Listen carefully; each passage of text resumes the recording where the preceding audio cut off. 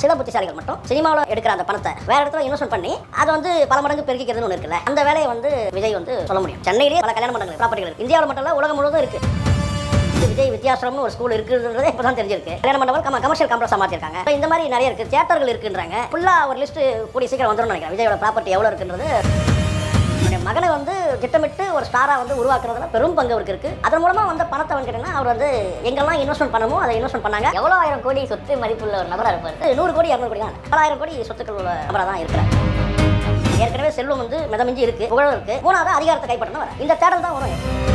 விஜயோட வந்து குறிப்பிட்ட சொத்துக்கள் வந்து பாண்டிச்சேரியில் இருக்குன்னு தகவல். அதெல்லாம் மெயின்டைன் பண்றது வந்து புசியா வந்து கிட்டத்தட்ட ஒரு பினாமின்னு சொல்ல முடியும். விஜயோட பினாமின்னு சொல்ல முடியும். என்ன நம்ம பேஸ் இன்னைக்கு தெரிஞ்சிருக்கோம் யாரை வச்சு செய்ய போறோன்னு. அப்கோர்ஸ் இன்னைக்கு மாட்டது நம்ம செனப்பண்ணி சேகுவார் அவர்கள் தான். என்ன செனப்பண்ணி சேகுவார், ஏன்னா இவருக்கு அவ்வளோ மரியாதை போதுங்க.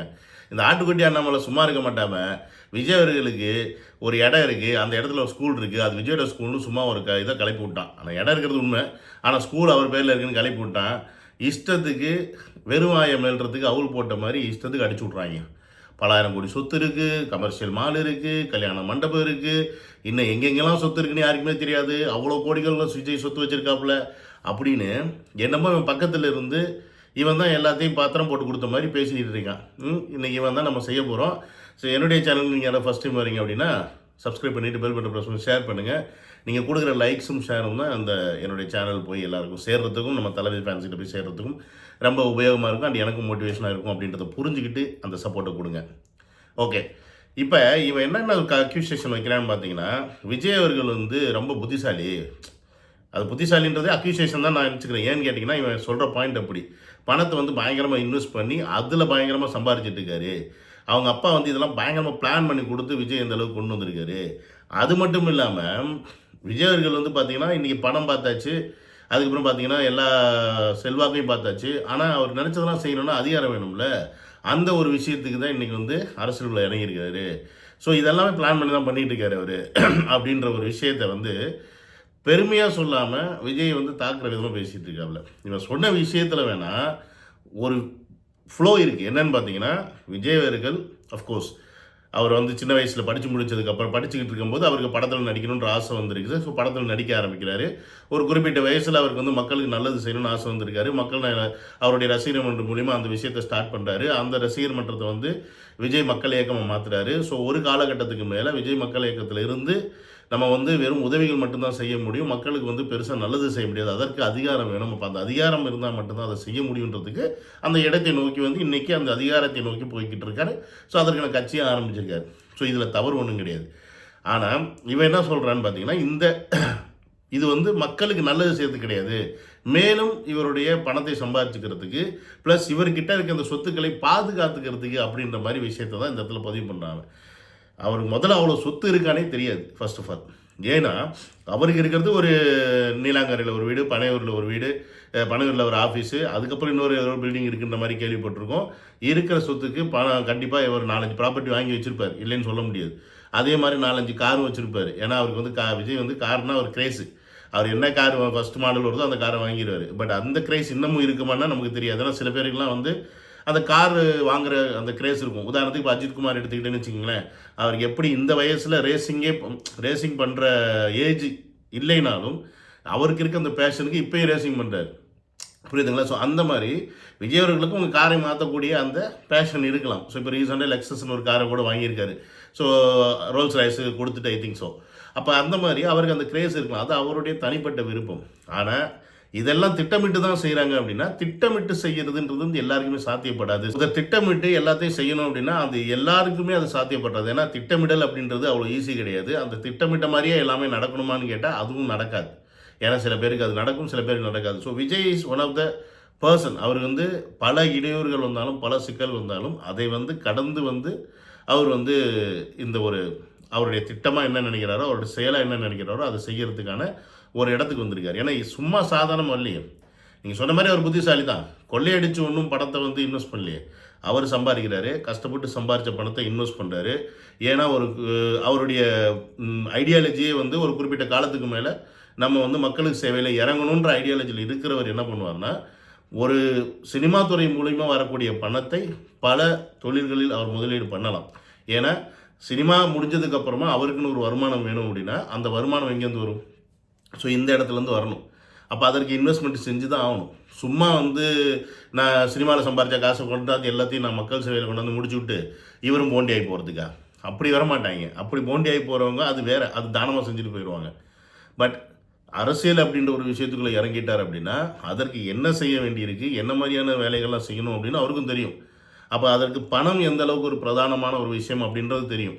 அப்போ அந்த பணத்தை எப்படி சம்பாதிக்கணும், லீகலாக சம்பாதிக்கிறாரா எண்ட் ஆஃப் த டே, அதை தான் நம்ம பார்க்கணுமே ஒழிய அவர் வந்து கொள்ளை ஒன்று அடிக்கலை, வரி பணத்தை எடுத்து சுருட்டலை, அதில் சொத்து வாங்கி போடல.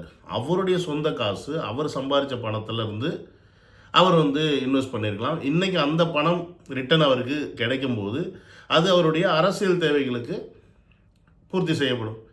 ஸோ இது பேசிக் புரிதல். இது கூட இல்லாமல் அவர் வந்து இன்வெஸ்ட் பண்ணியிருக்காரு, அவர்கிட்ட அவ்வளோ ப்ராப்பர்ட்டி இருக்குது, இவ்வளோ ப்ராப்பர்ட்டி இருக்குது, இன்னும் பல நாடுகள் வெளிநாடுகளில் இருக்குது அப்படின்னு சொல்கிறீங்கல்ல. நீங்கள் சொல்கிறதெல்லாம் இருக்கட்டும், பட் ஏன் ஆதாரத்தெல்லாம் யாரும் கொடுக்க மாட்டேங்கிறீங்க? அதை கொண்டாந்து கொடுங்க.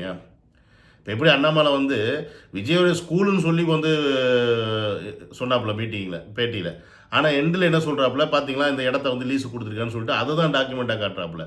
ஆனால் பதிவு பண்ணது என்ன, விஜயோட ஸ்கூலு. யாருக்கும் தெரியாமல் விஜய் ஸ்கூல் வச்சுருக்காரு. அப்போ இந்த மாதிரி ஃப்ராடாக ஏன்டா கிளைம் பண்ணுறீங்க? நீங்கள் ஃப்ராட் எதுக்கு பண்ணுறீங்க? ஃப்ராடு தனமாக ஒருத்தர் மேலே ஏன் படியை தூக்கி போடுறீங்க? உனக்கு தெரியாத அவருக்கு எத்தனை மேபி அவருக்கு 1000 கோடி 2000 கோடி சொத்து இருக்கலாம். ஏன்னா இன்றைக்கி தெரிஞ்சு அவர் லாஸ்ட்டாக ஒரு 2-3 படங்களில் வாங்கின சம்பளமே கிட்டத்தட்ட 500-600 கோடி ரூபா தாண்டி போகும். அப்படின்னும் போது அவர் இத்தனை வருட காலமாக நடிச்சுக்கிட்டு இருக்காரு, எத்தனையோ கோடிகள் சம்பாதிச்சிருப்பார். அப்போ அந்த ஒரு கண்டிப்பாக பல 1000 கோடிகள் இருக்கிறதுக்கு மேலே வாய்ப்புகள் இருக்குது. ஆனால் நான் ரீசெண்டாக நான் வந்து இப்போ செக் பண்ணப்போ விஜய் அவர்களுடைய ப்ராப்பர்ட்டி வேல்யூ, சொத்து மதிப்பு எவ்வளோன்னு பார்க்கும்போது கிட்டத்தட்ட 600 கோடி ரூபா தான் அவர்கிட்ட இருக்குது அப்படின்றது கூகுளோடைய சர்ச்லேருந்து நமக்கு தெரிய வருது. பட் இதில் எந்த அளவுக்கு உண்மை எந்த அளவுக்கு போய் நமக்கு தெரியாது. ஆனால் அவருடைய பணம், அது உண்மையான பணம், உண்மையாக கஷ்டப்பட்டு சம்பாதிச்ச பணம், யாரையும் ஏமாற்றி வயிற்றில் அடித்து சம்பாதிக்கிற அவருடைய தொழில். அந்த தொழில் மூலியமாக அவருக்கான அந்த அந்தஸ்தை ஏற்படுத்திக்கிட்டாரு. அந்த அந்தஸ்து மூலிமா பணத்தை சம்பாதிச்சுக்கிட்டாரு. அந்த பணம் வந்ததுக்கப்புறமா தான் செய்யக்கூடிய விஷயங்களை மக்களுக்கு செய்யணும் அப்படின்னா அதிகாரம் அப்படின்ற ஒரு விஷயம் தேவை. அன்னைக்கு அந்த அதிகாரத்தை நோக்கி போகிறதுக்கும் இந்த பணம் தான் உதவி பண்ணும். சும்மா வந்து பணம் இல்லாமல் திரள் நீதி வாங்கி கட்சியை நடத்தினா இன்றைக்கி என்ன நிலைமையில் சீமான் இருக்காரோ அதே நிலைமை நாளைக்கு விஜய் அவர்களுக்கும் வரப்படும். விஜய் அவர்கள் மக்களுக்கு ஓட்டுக்கு காசு கொடுக்க போகிறது கிடையாது கண்டிப்பாக. ஆனால் அவருடைய செயல் திட்டங்கள், அவர் விதைக்கக்கூடிய விஷயங்கள் மக்கள் மனசில் போய் சேரணும் அப்படின்னா அதற்கு பல வேலைகள் அவங்க செஞ்சு தான் ஆகணும். அதற்கெல்லாம் காசு தேவைப்படும். அந்த காசு அவருடைய சொந்த காசை தான் செலவு பண்ணுறாரு அப்படின்னும் போது உங்களுக்கு எங்கடா எரியுது அப்படின்றத எங்களுடைய கேள்வியாக இருக்குது. இது எல்லாத்துக்கும் மேலே இன்னொன்று சொல்கிறான், இவ்வளோ சொத்துக்கும் வந்து பினாமி யாருன்னு பார்த்தீங்கன்னா வந்து புஷி ஆனந்த் தான். ஏன்னா மிகப்பெரிய லெவலில் சொத்துக்கள் வந்து பாண்டிச்சேரியில் வாங்கி போட்டு வச்சிருக்காரு. அதனால தான் புஷி ஆனந்த் அவர் வந்து பிடிச்சிக்கிட்டாரு, விடவே மாட்டேங்கிறாரு, அவர் எக்காரணத்தை கொண்டு விட்டு கொடுக்க மாட்டேங்கிறாரு அப்படின்ற மாதிரி ஒரு அக்யூசியேஷனை தூக்கி அப்படியே வச்சிடறான். உண்மையாலுமே புஷி ஆனந்த் அவர்களோ இல்லை இதெல்லாம் வந்து இப்போ வந்து இவங்க பேசுகிறாங்கன்றனால சைலண்ட்டாக விட்டுட்டு போயிடுறாங்க. பட் இதே வந்து நார்மலாக இருக்கிறாங்க, ஒரு அக்யூசியேஷன் வைக்கிறாங்க அப்படின்னும் போது இவங்க ப்ரூவ் பண்ண முடியலன்னா டிஃபர்மேஷன் கேஸ் மேலே போட்டோன்னு வச்சுக்கோங்க, இவன் வாழ்க்கை நாசமாக போயிருன்றதே இந்த ஓட்டவாயினுக்கு தெரிய மாட்டேங்குது. இஷ்டத்தை உட்காந்து அடிச்சுக்கிட்டு இருக்கான்.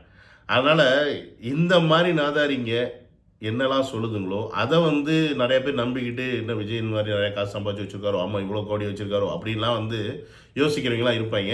ஸோ நமக்கு அதை பற்றிலாம் கவலை கிடையாது.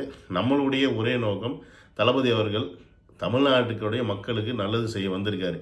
கண்டிப்பாக கல்வி, அதற்கப்புறம் மருத்துவம், இது ரெண்டுத்துலேயுமே மக்களுக்கு மிகப்பெரிய ஒரு சப்போர்ட்டாக அவர் இருப்பார் அப்படின்றதுல மாட்டுக்கிறதே கிடையாது.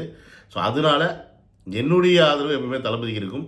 நீங்களும் எத்தனை பேர் கொடுக்குறீங்க அப்படின்றதையும் கமெண்ட் செக்ஷனில் போடுங்க.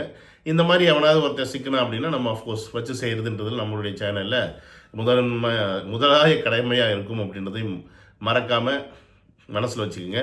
So another video, love you all, take care, bye bye.